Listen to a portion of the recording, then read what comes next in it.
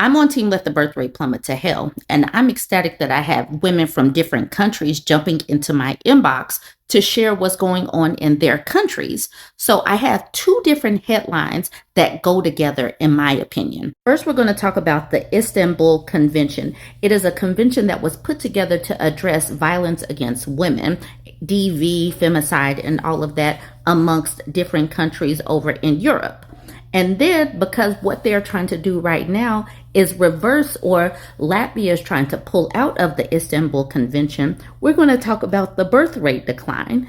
All of this goes together because if women are not feeling safe within their countries, why would they have babies? So let's jump into it. So this woman jumps into my Instagram inbox. She says to me, I don't know if you heard, but my little country Latvia is trying to back out of the Istanbul Convention. Never heard of the Istanbul Convention, but this was intriguing.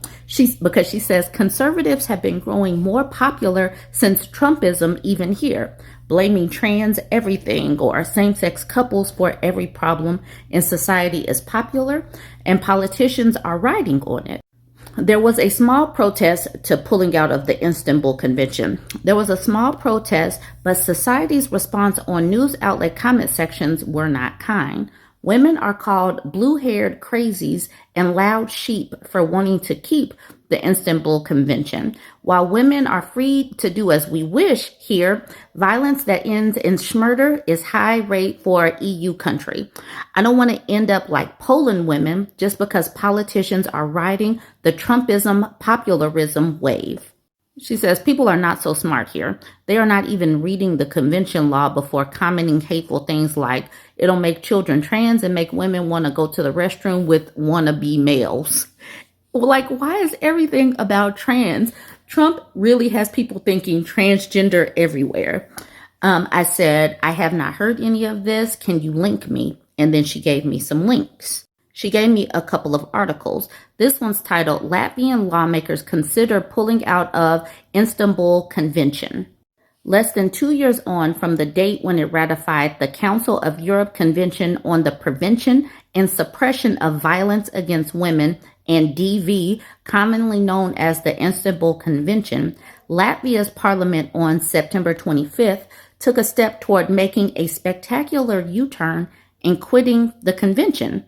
I'm not doing this whole article, but I'm trying to get to the point of why they want to pull out. So I'm going to start here. It says, countries that have adopted the Istanbul Convention need to develop a coherent policy on violence against women and DV, as well as interinstitutional cooperation with non-governmental organizations, civil society, and the media. The convention also stresses the need to compile statistics on cases of violence against women and DV. Prime Minister Ivica Salina, New Unity, said on social media that she viewed the rebellion by ZZS as a violation of the coalition agreement and will demand an explanation. They have two conflicting justifications for wanting to leave. On the one hand, there's nothing been done at all, and on the other hand, it is undermining the foundations of the nations. So those are the two justifications, because there's different factions wanting to get rid of this or drop out of the convention. Linda Laipina of Latvia First railed against what she called gender benders while expressing regret that she had backed ratification 2 years ago. Here's her statement. She says, 2 years have passed since the adoption of the Istanbul Convention, and what exactly are the reduced violence rates as a result of the adoption of the Istanbul Convention? I don't see it. What I see is how a foreign ideology is creeping into our everyday lives.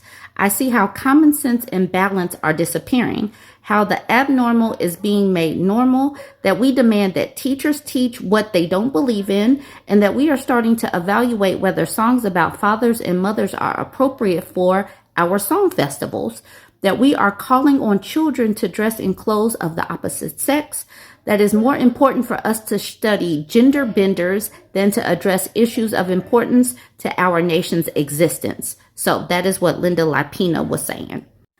I have no idea about the LGBTQIA in Latvia. No clue. I don't know if this is a big thing, because I know over here in the United States, we talk about transgender for everybody, and it's not even a big population. So I Is it even smaller over in Latvia? I don't know. Someone is going to have to weigh in. All I can do is go over to the Google. I'm like, are there a whole lot of trans people? Are there a lot of LGBTQIA people over there in Latvia? And so this is what I got from the Google. It says it's difficult to determine the exact number of trans people in Latvia as no definitive data is available. However, Latvia is considered one of the worst countries in the European Union for LGBTI individuals, suggesting the community faces significant challenges, including discrimination and lack of protection. So it's not very gay friendly over there. So this woman named Linda wants to pull out because she's not seeing any reduced rates of violence. And then she brings in gender bender situations, trans kids, and songs about mothers and fathers. What does this have to do with violence against women? I don't know. Let's move to the next article.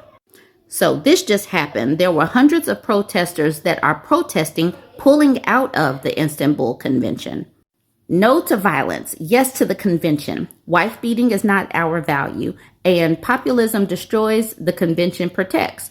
With these and other slogans, several hundred people came to the Saima on Thursday, October 2nd, to protest against a plan hatched by opposition parties and supported by one of the parties in Latvia's ruling coalition to withdraw from the Council of Europe Convention on Preventing and Combating Violence Against Women, and DV, also known as the Istanbul Convention.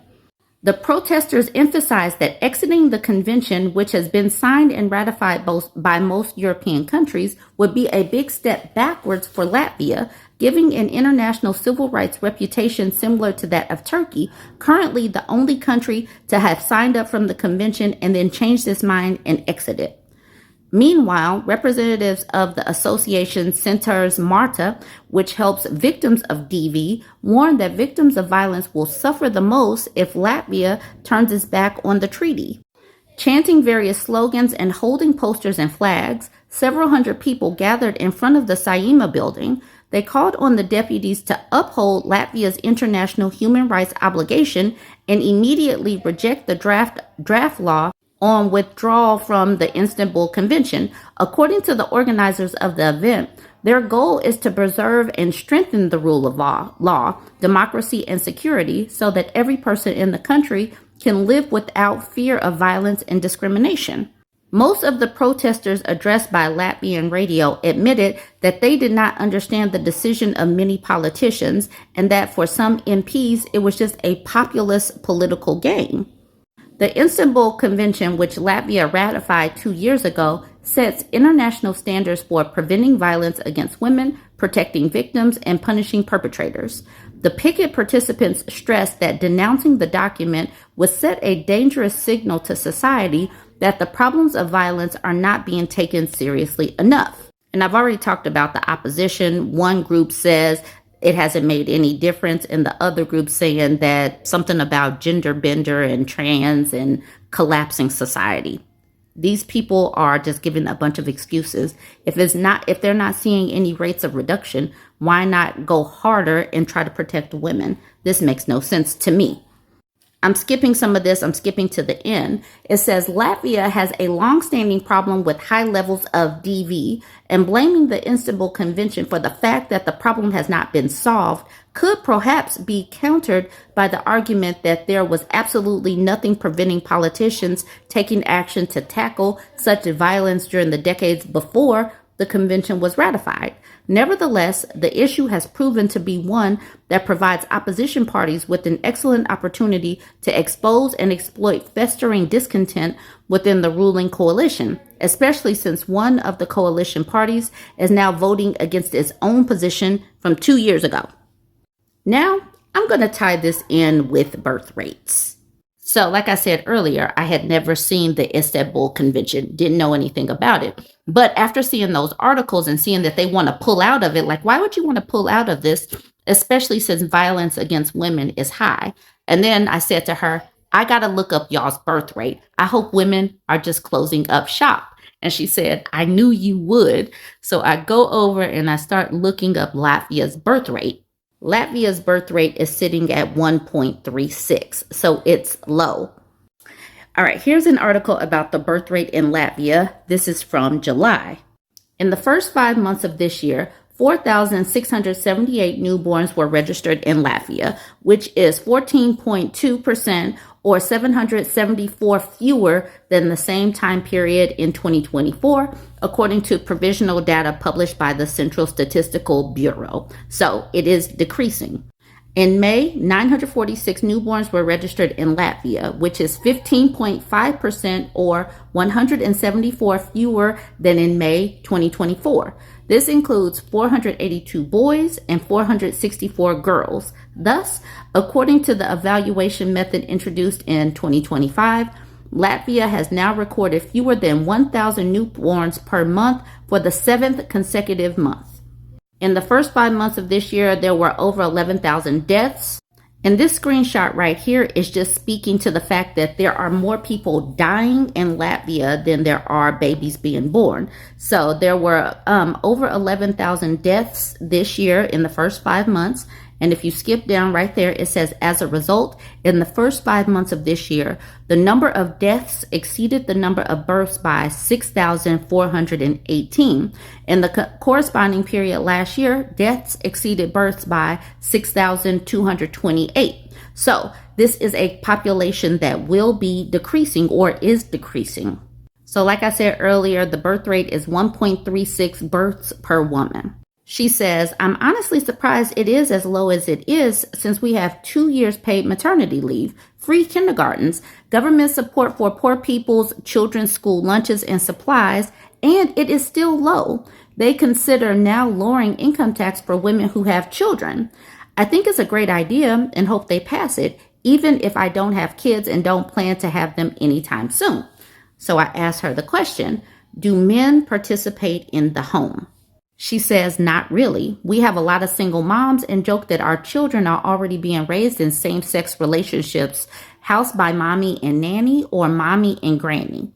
Abuse in relationships is high. My father was sexist and violent, and so was my first boyfriend. I learned my lessons. Men have paid paternity leave of 10 working days. It's not much, but at least it's something. There's also a stigma about birth pain and complaining about bad treatment in hospitals that is talked down upon. The only men I see outside with stroller alone are the really young dads in their 20s. Seeing older men alone with kids in public is as rare as seeing Asian women pregnant. Women's jobs mentality is a big part of the family mindset here. So then I responded, you've typed up all the reasons why it's so low. So even though they have maternity leave, they have free kindergarten, they have supplies and school lunches for poor people, they have all of that. But women, now that women have choices, now that women can go to work, they are opting out still because there is violence against women. There's still sexism baked into the cake. There's still going to be issues if there is violence and women don't feel safe. And if women have to keep taking on all of the childbearing. She says that mommy and nanny or mommy and granny are the ones that are raising the children. Until men start participating in the home, until men decide that maybe I shouldn't be so violent, the birth rates are going to continue to plummet to hell. And many of these articles are not addressing this situation. It is a global situation. The dust is global. And the birth rate needs to plummet to hell everywhere. All right, y'all. Let me know the next country I need to explore. I'm working on it. You know, it's like these issues are global. And while everything might not be exact from country to country, sexism is there. Violence is there. These situations where cost of housing is too high and wages are too low. This is a global situation. So go ahead and weigh in. Let me know the country I need to explore, and I will try to get on it. All right. Let me know what you think.